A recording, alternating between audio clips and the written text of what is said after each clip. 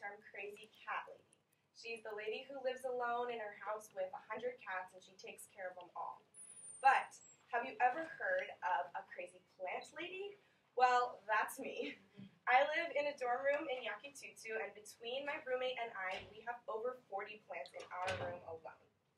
Over my many years as a crazy plant lady, I have gained a lot of knowledge and experience, and now it's just plants is an interesting topic to me. It's something I'm really passionate about. So today I wanted to share some information that I have and that I collected through some research about plants with you all today. So we'll be talking about some reasons why people like to have plants, and this is including health benefits as well as academic benefits that they provide. And then I'll talk to you guys about some of the best and easiest plants to take care of, especially in a setting like a dorm room or an apartment room or in your house that are the easiest to take care of. So first let's talk about some reasons why people like to have indoor plants. The National Garden Survey estimated that in the U.S. in 2016, 6 million people took up indoor plant gardening. Of that 6 million, 5 million of them were millennials. So why do you think that so many people our age are trying to and sparking an interest in having indoor plants? One of the reasons is that they provide some health benefits. Now, a lot of studies have been done on this, and one health benefit that they found is that some plants cleanse toxins and provide fresh oxygen to a living space. In 1989, NASA performed a study called the Clean Air Study, and they did this in order to try to find a way to cleanse the air in their space stations. And the results were that in addition to absorbing carbon dioxide and releasing oxygen, certain common indoor plants also provide a natural way of removing toxic agents from the air. So NASA also says that just one plant per 100 square feet can efficiently clean the air. So adding just one plant to your dorm room or your bedroom could help you prevent you from breathing in a lot of toxic chemicals. Another study pertaining to the health benefits of plants was done in 2007, and it was a study called The Psychological Benefits of Indoor Plants in the Workplace. And basically they studied workers who worked in an office setting, and what they found is that having plants in the office resulted in workers with lower stress levels, less sick leave, and more productivity. So clearly there's a lot of health benefits, but interestingly, there's also been a lot of studies revealing that there are academic benefits of having plants indoors, and this is because it promotes an academically successful environment. So one study done about this was in 2004, and it was in the Scandinavian Journal of Psychology, and they looked at the effects of indoor plants on creative task performance as well as mood. Basically what they did in this study was they took 100 undergraduate students and had them do some performance-based tasks in a room, things like word association tests and other little tests like that. And 50 of them were tested in a room where a plant was in their line of sight, and the other 50 were tested in a room where there was no plant in sight. And what they found is that performance on the test as well as mood improved with the students who were tested with a plant in their line of sight. So even just having a plant in the room could improve their performance and their mood. Another test that was done in relation to this topic was by the American Horticulture Therapy Association, and they do a lot of research on plant therapy and how that can help people.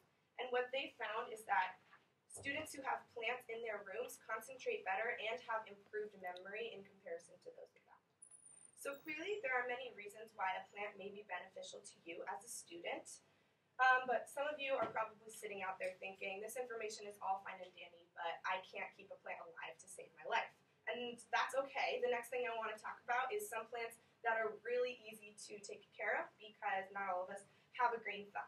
So I brought with me today three categories of plants that in my experience and in my research are some of the easiest to take care of, especially in a small restricted setting like a dorm room or an apartment bedroom or inside of a house.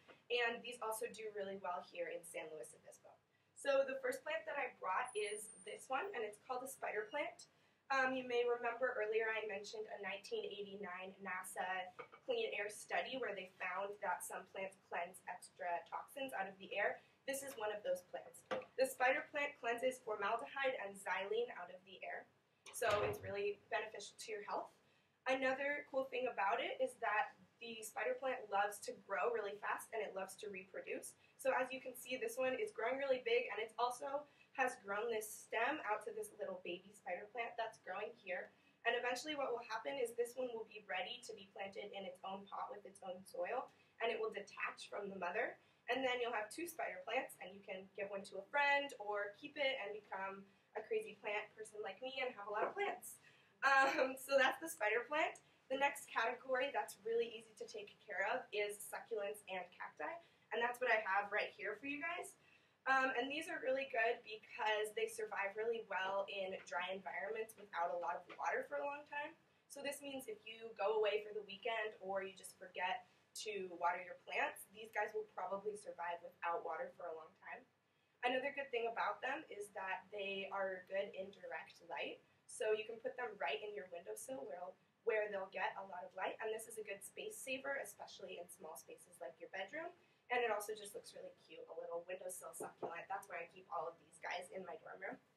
And then the last one, and probably in my opinion the easiest to take care of, is air plants. And that's in this little cup right here. These are the air plants. You might notice that they don't actually have any soil.